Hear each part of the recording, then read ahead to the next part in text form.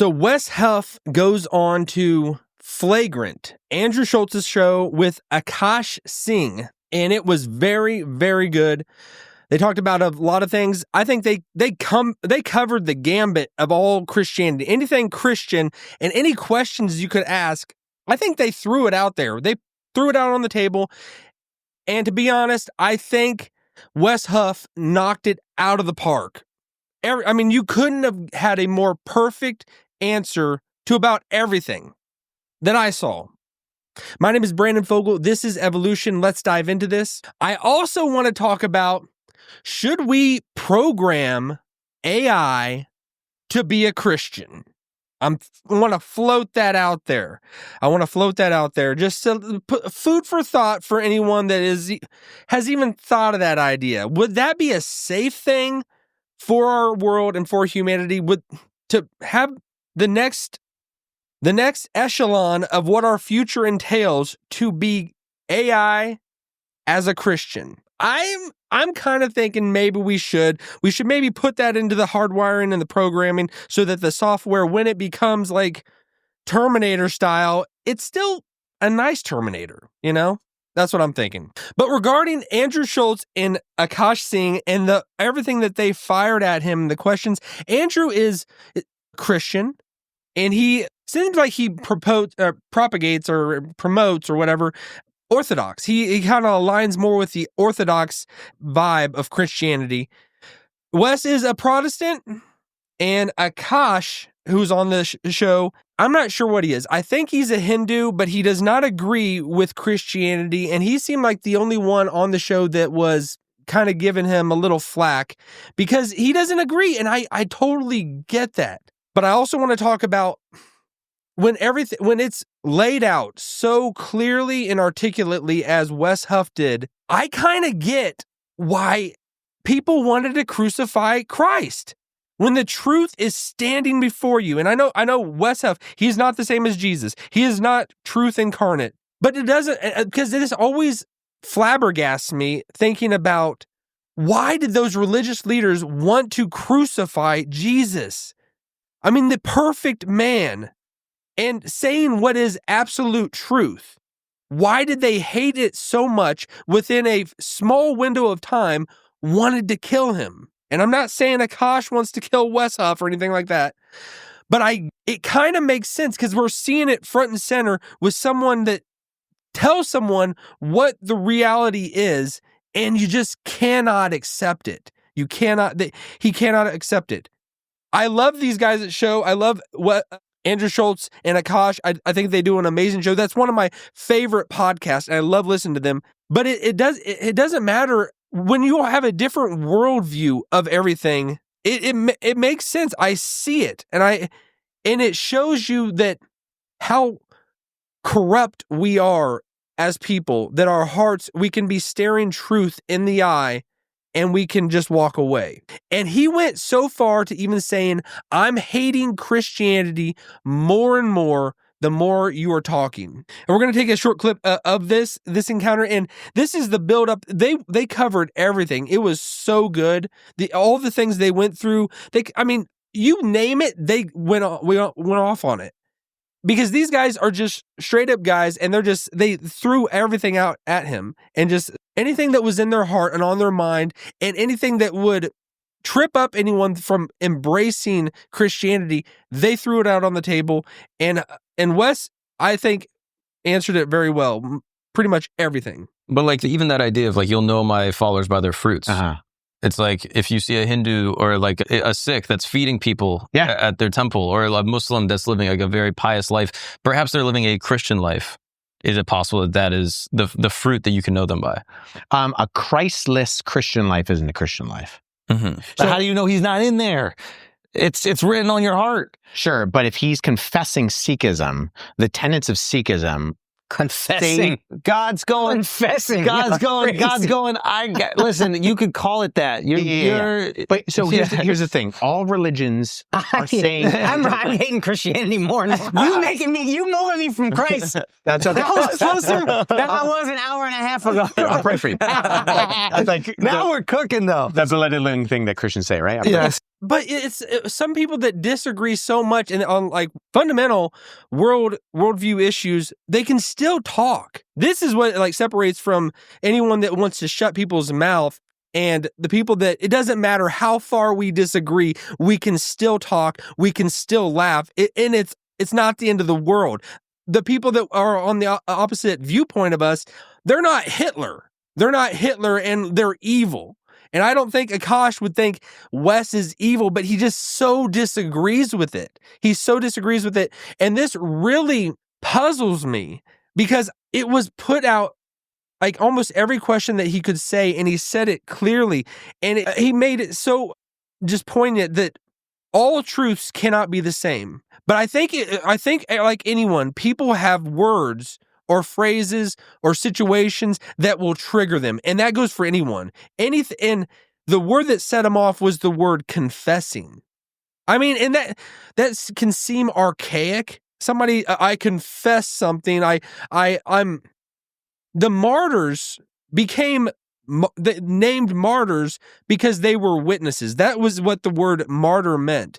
Because they stood for their witness, they confessed Christ, and they died for Christ. But I see how like one word, because I've had in my own life where words just, they light something up in the back of my mind. They bring back a memory. They bring something that just puts me in a squeamish position. I don't feel so good. And Akaash's reaction, I mean, I get that. He's like, confessing. You making me hate Christianity more and more. And that goes for anyone. I mean, the message goes out to everyone, and I just love how we're talking about this. Like it seems like on everything across the internet, Jesus is the talking point. Jesus is what we're at least talking about. And I think these guys, sometimes it seems like not all of them are on the same page in everything. There are Christians in the room. There's a Roman Catholic. There's an Orthodox, Andrew Schultz, and he kept trying to win Wes over to that side. But I mean, for me, it doesn't even matter sides within Christianity. At the end of the day, Jesus isn't looking down and saying, that's my fundamental Baptist. I love him, but I don't like that Episcopalian. He's got something wrong. Or that Orthodox over there. I'm not accepting. I don't know why Jesus has a Southern accent, but you never know. No, I don't think he would. Christian is Christian at the end of the day. And that's why I'm fully for everything, the walls coming down, the barriers coming down between the dividing lines that we've just artificially created and put up. But it is extremely intriguing to me that someone can see the light. It can be right in front of them. But our natures, we cannot accept it. I can think of times before I was a Christian, I would go to Bible studies, and you're thinking about everything in the world other than what is being talked about. You're thinking about, tomorrow and the next day, things I got, my plans. And if you even are talking about Jesus or truth, it really doesn't resonate. It doesn't really sink in. Before I became a Christian, I was a wall. And when people would talk to me about it, they were talking to a wall. And something has to quicken or make something come to life inside you before it even makes sense. And I think that was with the religious leaders in Jesus' day. They saw this man that was opposing their political power, and they wanted to kill it. They wanted prestige, they wanted influence, and they wanted power. And this man, this Galilean carpenter, comes up, who's a hick himself from Nazareth, and he starts just challenging us, making us look stupid. And it doesn't matter how much truth he is saying, or we can't convict him of sin. He hasn't done anything actually wrong. We just got to start making stuff up. And they just hated him. They hated him. This reminds me of Tim Tebow. Tim Tebow, He did and he still does stand like for Christianity, and he wears it on his sleeve. And people hated that. People hated that. They lose their mind. It doesn't matter. Like, I'm biased where I think he was a good football player. I think he was a good football player, but that's the bias in me. I wanted him to do well, and I liked him. And other people, what he was standing for, they immediately hated it just because what he was standing for, what he was kneeling for. And they could not take Tebow Mania. Wes Huff is another huge tool in God's tool belt that he is using. And I certainly pray for Wes Huff, because when you have this ability to take the masses and be able to propagate Christianity in such a way, things are going to be coming at him. Things are going to be coming at him, and from all sides, Satan is not going to turn a blind eye to what Wes Huff is doing, because he's taking the internet by storm, and he's been on everything. He's going on everything, and he's making the conversation about Christ just mainstream. Everybody, if you are not in on this Jesus thing, you're behind right now, and you need to catch up, because everyone's talking about it. And when Jesus is on the table, it doesn't matter. Some people are going to hate it, and some people are going to love it.